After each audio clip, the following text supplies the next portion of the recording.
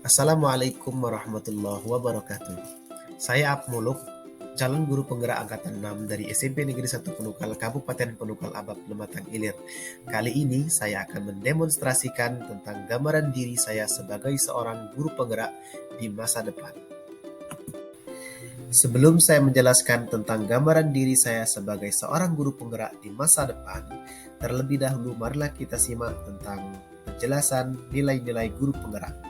Nilai yang pertama adalah berpihak kepada murid, yang kedua adalah inovatif, yang ketiga kolaboratif, reflektif, dan yang terakhir adalah nilai mandiri.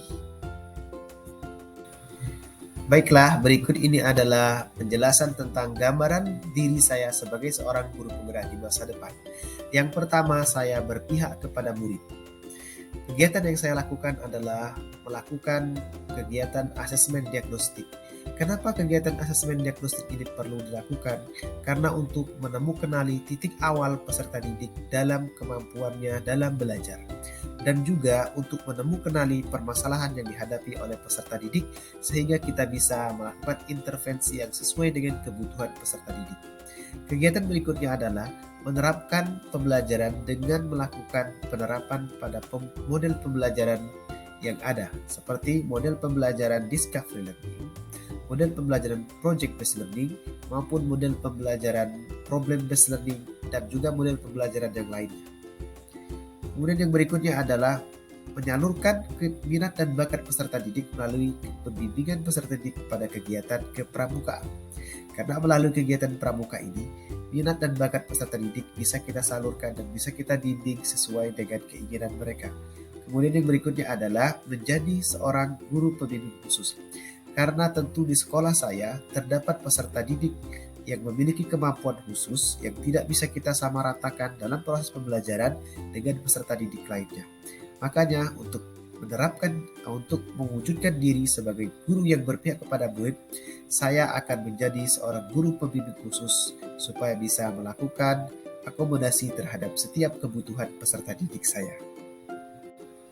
Sebagai seorang guru penggerak, tentu saya dituntut untuk selalu membuat berbagai macam inovasi di lingkungan tempat saya mengajar. Inovasi yang akan saya lakukan yang pertama adalah membuat pelaksanaan ujian secara online. Karena selama ini di tempat saya pelaksanaan ujian menggunakan paper test terdapat berbagai macam kekurangan dan kelemahan.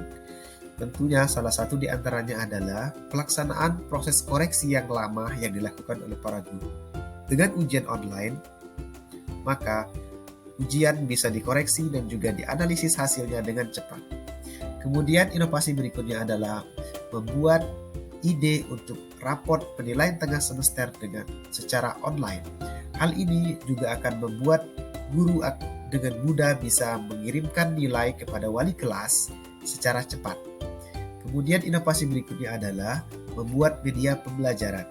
Media pembelajaran ini tujuannya adalah untuk mempermudah guru dalam proses pembelajaran dalam menyampaikan materi kepada peserta didik.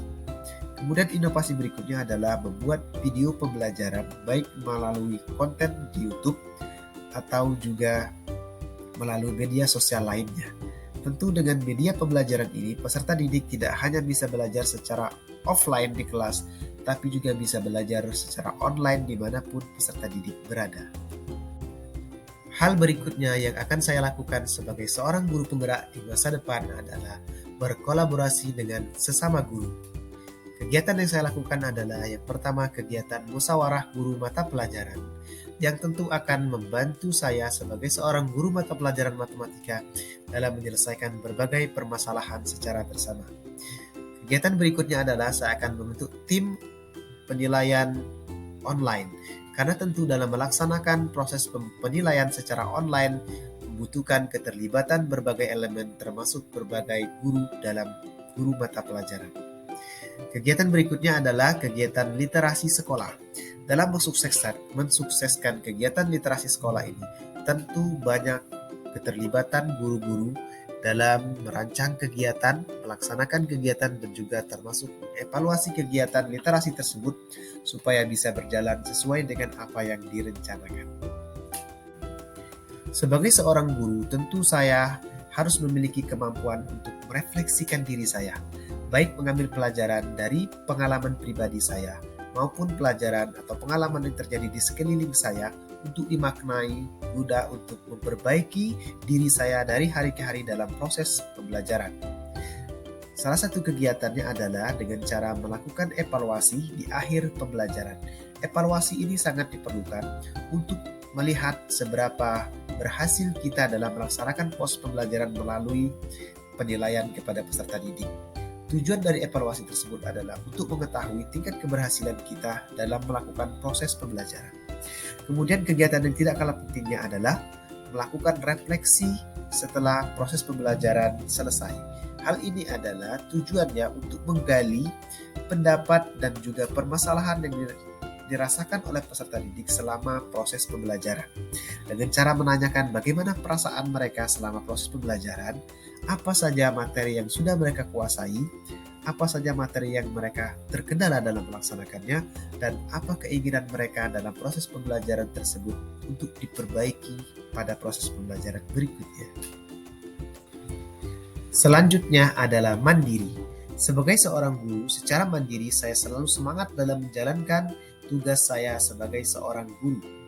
Selain dalam menjalankan tugas saya juga semangat dalam mengembangkan kompetensi dan kemampuan pribadi saya melalui kegiatan pelatihan-pelatihan, seperti pelatihan implementasi kurikulum Merdeka. Hal ini penting saya lakukan untuk memantapkan pemahaman saya dalam mengimplementasikan atau menerapkan kurikulum Merdeka di sekolah saya. Kemudian pelatihan pembelajaran berbasis TIK.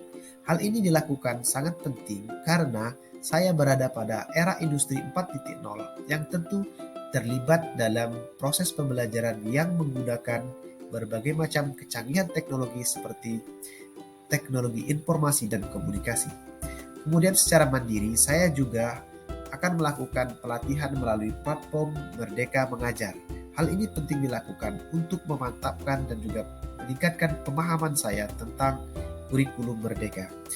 Kemudian yang tidak kalah penting adalah setiap pelatihan yang saya lakukan, saya memiliki beban dan juga tanggung jawab untuk mengimbaskan kepada rekan-rekan kerja saya yang lain, guru-guru di sekolah saya, sebagai bentuk berbagi ilmu, pengalaman, dan pemahaman bersama. Demikianlah tentang gambaran diri saya 3 tahun ke depan sebagai seorang guru penggerak.